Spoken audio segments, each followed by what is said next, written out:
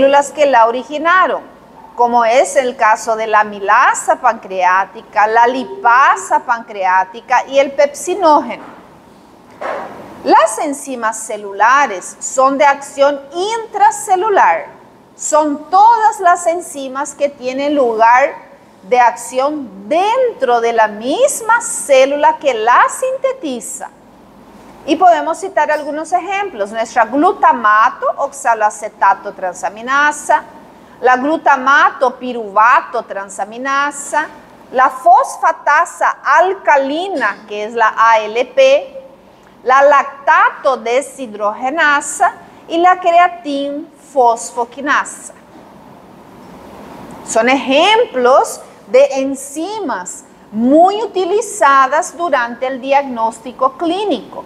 Y todas ellas son marcadoras de algún proceso de lesión, de injuria, de algún proceso anormal. Todas esas enzimas tienen un valor, un rango de referencia. Y cuando pasa ese rango de referencia, puede simbolizar una inflamación, puede simbolizar una destrucción celular. Cuanto más elevado esté, más destruido está la célula. Entonces, imagínate un paciente, dos pacientes varones, 35 años cada uno. Viene quejándose de dolor en el peritoneo, en el abdomen, ahí en el abdomen, tiene dolor en el abdomen, tiene un desconfort general. Vos palpás y sentís agrandamiento, abultamiento en la zona hepática, lo que se llama entonces hepatomegalia. Entonces le pedí la GOT y la GPT, porque vos sabés que son dos enzimas muy abundantes en el tejido hepático, y si hay un daño hepático allí, estas enzimas van a estar aumentadas. El primer paciente apareció con la GOT de 250 y la GPT de 300. El segundo paciente apareció su GOT de 2500 y el otro 3000. ¿Quién es el que está teniendo mayor daño de tejido? ¿El que tiene 250 o el que tiene 2500? El de 2500. Cuanto mayores los niveles enzimáticos, mayor es la extensión del daño. Antes, cuando no existían las enzimas cardíacas, no existía la CPK todavía, no existía el dosaje de la troponina para un infarto agudo miocardio, la única herramienta del médico ante una sospecha de infarto agudo miocardio era dosar GOT, porque GOT también está en el músculo cardíaco. Entonces el paciente que infartaba tenía un aumento considerable de la GOT, pero ya no es cardioespecífica. Y eso era con lo que el médico tenía que virarse, si él quería algo de laboratorio.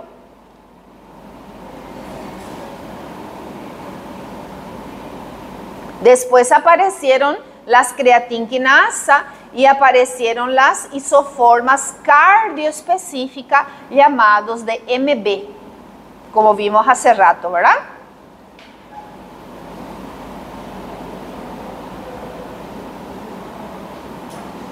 Entonces tenemos algunas enzimas que son específicas del plasma, como la ceruloplasmina, que está involucrada en el metabolismo del hierro y del cobre, la lipoprotein lipasa, que nosotros ya conocemos, a la LPL, que es una lipasa para degradar triglicéridos de la IDL, de la VLDL, de los kilomicrones. Y hay enzimas que no son del plasma, enzimas de secreción glandular, como la amilasa pancreática, la lipasa también entra acá, no está escrito, pero también está la lipasa. Son dos enzimas muy utilizadas para las enfermedades pancreáticas, y aquellas que son de intracelular, ¿verdad? La lactato deshidrogenasa, mira, otra deshidrogenasa, GOT, GPT. Entonces hay varias enzimas que son intracelular. ¿Qué puede significar el aumento de esos niveles? Puede significar hipoxia. Si no hay entrega de oxígeno a la célula, ¿qué es lo que va a pasar con la célula? Se va a morir. Necrosis celular. Muerte celular. Puede significar presencia de bacterias, parásitos, virus que están causando un daño a esa célula. Puede significar agresión de agentes químicos, físicos o farmacológicos. Tu paciente puede tener una hepatitis medicamentosa.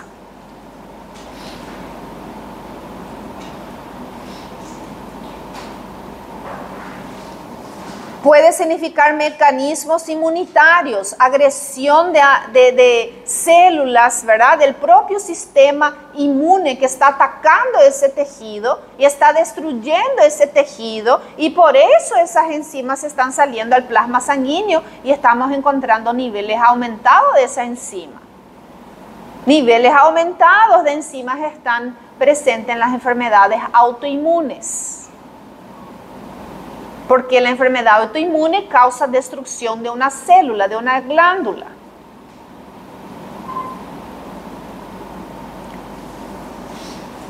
En los trastornos nutricionales también se puede ver, ¿verdad?, el marasmo. En el marasmo se ve la pérdida muy grande de células, de proteínas. Entonces todo lo que estaba dentro de esa fibra muscular está saliendo al torrente sanguíneo. Yo puedo medir eso.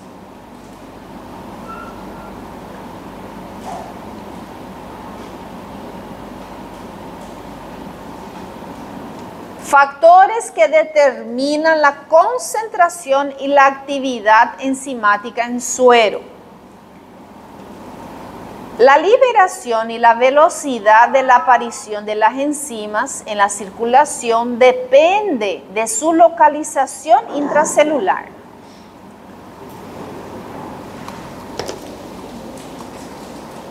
Entonces, tenemos a la célula y nosotros vamos a tener enzimas que son intracelulares, están aquí en el citoplasma, pero hay otras enzimas que están ahí en la mitocondria, acá en la mitocondria.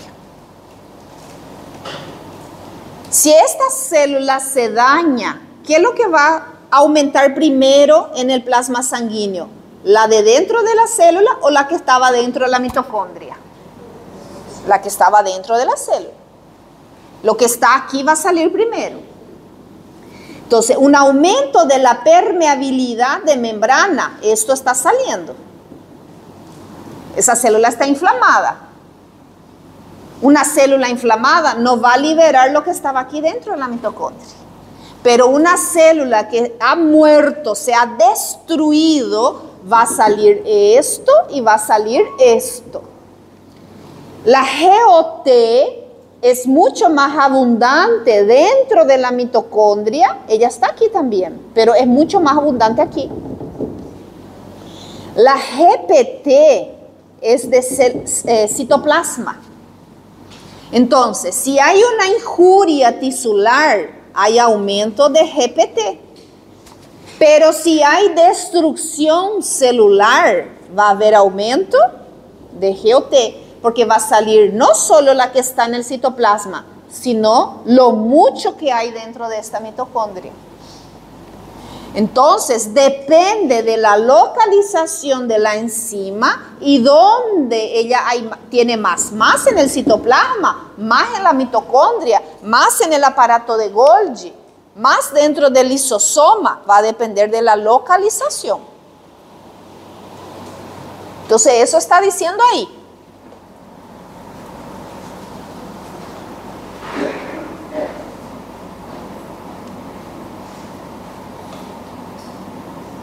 La liberación y la velocidad de aparición de las enzimas en la circulación depende de la localización intracelular y de las características del órgano o del tejido dañado. Si era una enzima que es exclusiva de la mitocondria, pero esa célula en particular tiene poca mitocondria, comparado con otras células que tienen mucha mitocondria, entonces ese aumento depende de eso. Hay algunos que van a tener aumentos muy sutiles y hay otros que van a tener aumentos muy expresivos.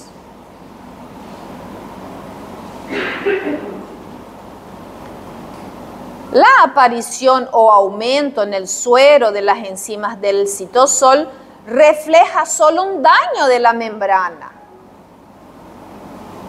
mientras que el aumento de las enzimas localizadas en las organelas aporta información acerca de procesos destructivos y hasta de necrosis celular. Como yo dije, esa célula murió, ¿verdad? Se destruyó para que el contenido de la mitocondria, del aparato de Golgi, del retículo endoplásmico, salga al citoplasma.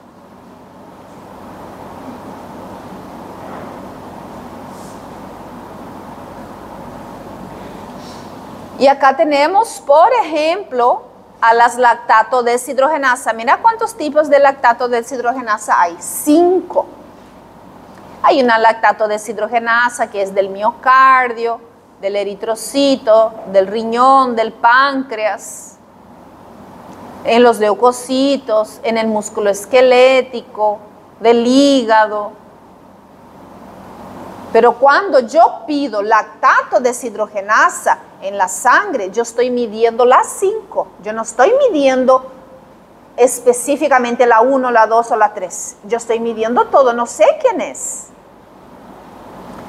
Ahí si mi paciente está con un dolor precordial, retroesternal, ¿de cuál va a ser la más aumentada ahí? ¿Cuál es músculo cardíaco? Lactato, la 1 y la 2. Miocardio, miocardio. Pero también hay 3, hay 4, hay 5. Yo quiero saber todo, así, ¿cuánto por ciento subió la 1, la 2? Electroforesis de lactato deshidrogenasa. Va a venir de todas. Pero ese examen no va a estar en 1 o 2 horas. Se necesita por lo menos 6 horas para hacer la corrida electroforética de proteínas y separar esas proteínas y poder decir quién es quién. No es como esa prueba que ustedes hicieron el colesterol, midieron ahí el colesterol y pusieron en el espectrofotómetro y le salió ya su valor. No es así. Es otra metodología. Electroforesis de proteínas. Mínimo 6 horas de incubación se necesita. Entonces, eso no es un examen que yo puedo pedir en la urgencia. Yo en la urgencia pido exámenes que dentro de un lapso de 40 a 45 minutos yo voy a tener los resultados en mi mano. Es un hemograma, es un electrolito, es una gasometría, es una glicemia basal. Esos son los exámenes de urgencia.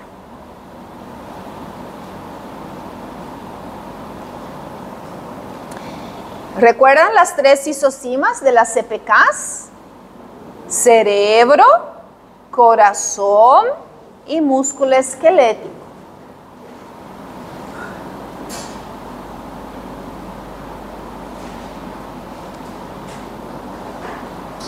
Además de conocer la localización intracelular de las enzimas y su paso a la sangre, es importante también cómo se realiza el proceso de clarificación de esas enzimas cuando llegan al torrente sanguíneo. ¿Cuál es la vida media de esas enzimas? ¿Cuánto tiempo dura? Eso es muy importante para ustedes. Entonces aquí más o menos está diciendo de estas enzimas cuántas horas es su vida media promedio. En este gráfico podemos visualizar mejor. Entonces, mira, la CPK está por este gráfico rojo acá. Me dice que en las 6 horas de la lesión, de la injuria, de la agresión del tejido, a las 6 horas esta enzima ya está en su pico máximo. Si mi paciente tenía 30 de CPK, un valor excelente, a las 6 horas del daño, ella va a estar en su pico máximo, 10 veces su valor de referencia, 300. Y empieza a bajar luego de 6 horas y prácticamente en 72 horas está ya a nivel normal otra vez. Entonces, si viene el paciente y te dice, doctor, hace 3 días que tuve un dolor fuerte acá, ¿verdad? Y viene con una, ¿será que no infarté? ¿Será que no tengo algo? Vino 3 días después. Eso ya está normal. La CPK-MB ya no te sirve más pedir, porque ya pasó su vida media.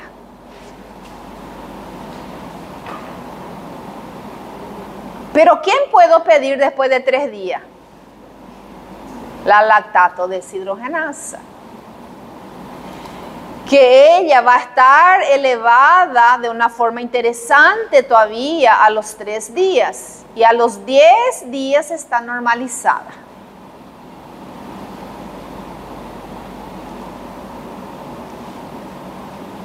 La GOT y la GPT, que es el ALT y el AST, que son las enzimas hepáticas, a las 12 horas tiene un pico máximo de elevación. Mira, son muy rápidas también, ¿verdad? Van a aumentar. A las 6 horas yo ya voy a tener un incremento bastante significativo.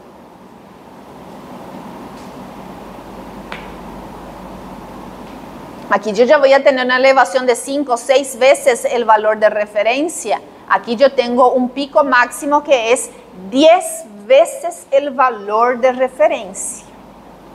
Ese significa su pico máximo. Puede ser 30 veces, 50 veces su valor de referencia, de acuerdo a la extensión del daño.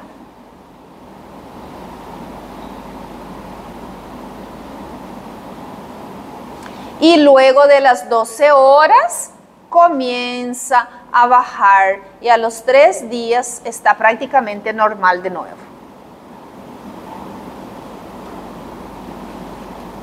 Entonces, cada enzima tiene una vida media promedio y eso ustedes van a ir conociendo en la clínica, van a ir conociendo, van a ir afianzando ese conocimiento. Y van a ver, van a darse cuenta cuando estén por el hospital por qué el doctor pidió una GOT, una GPT y no pidió una CPK. ¿Por qué le pidió la lactato deshidrogenasa y por qué no le pidió la CPK? La CPK es la CK, ¿sí? CK o CPK, es igual. Mira lo que es la amilasa y la lipasa pancreática. Eso tiene una vida media cortísima.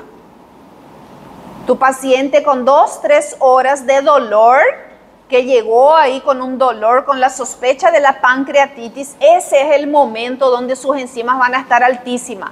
6 horas después, ellas ya comienzan a bajar. 12 horas, 24 horas después, ellas ya están normales.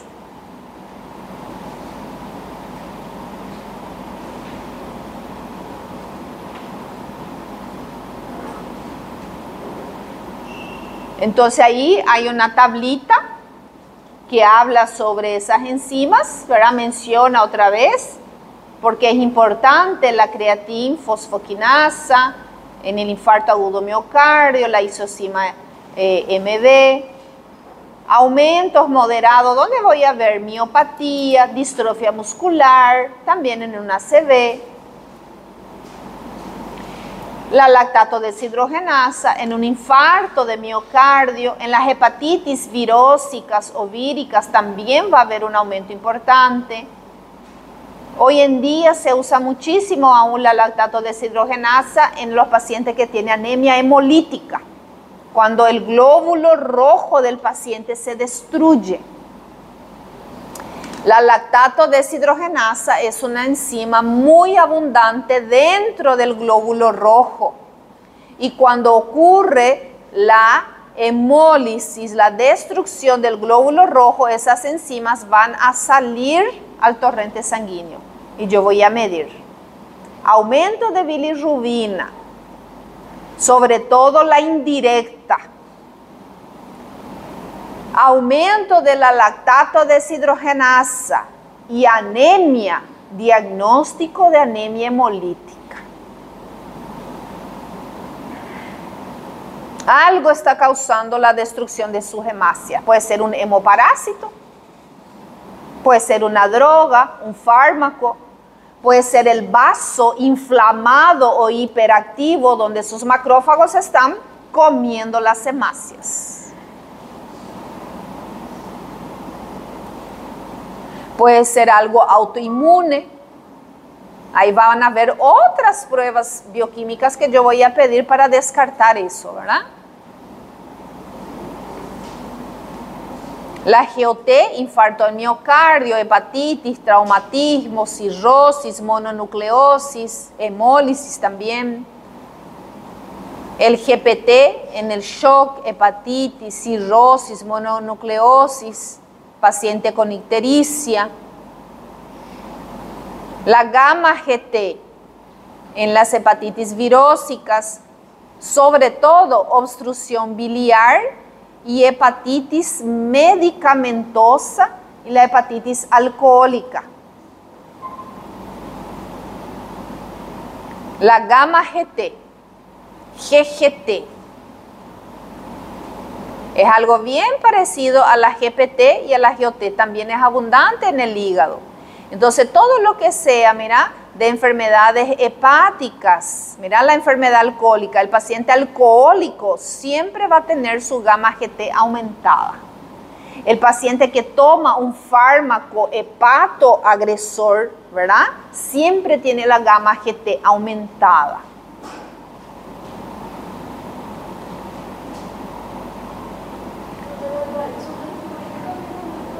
Aumenta también las GOT y GPT. ¿Por qué? Porque inflama el hígado.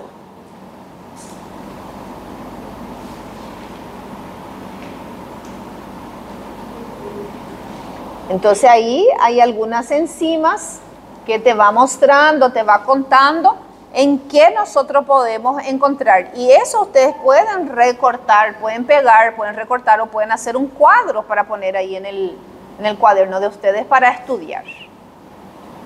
Las más importantes, CK, lactato deshidrogenasa, GOT, GPT, gamma GT, fosfatasa alcalina, amilasa y lipasa. Dentro de este grupo que nosotros estamos viendo ahora, esas son las más importantes. Entonces podrían hacer un cuadro, ese mismo cuadro, ¿verdad? Que está ahí, o simplemente hacer la impresión y pegar en el cuaderno para leer. ¿Cuáles son las importantes? GOT, GPT,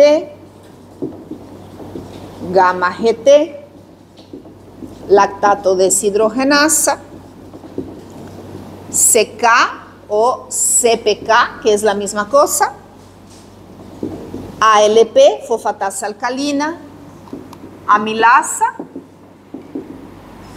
y lipasa. En primer lugar, saber el nombre de la enzima, ¿verdad?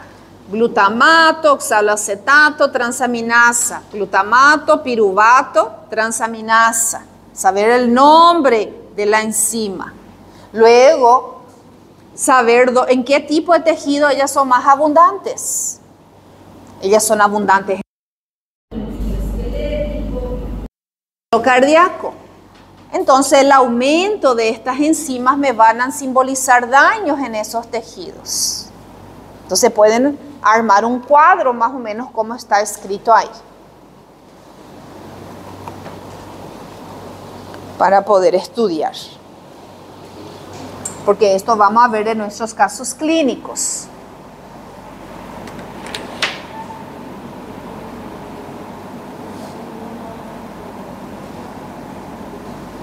Y este gráfico van a nacer ahora en el cuaderno. Cinética enzimática. Y vamos a poner ahí en el gráfico la CPK, la GOT y la lactato deshidrogenasa.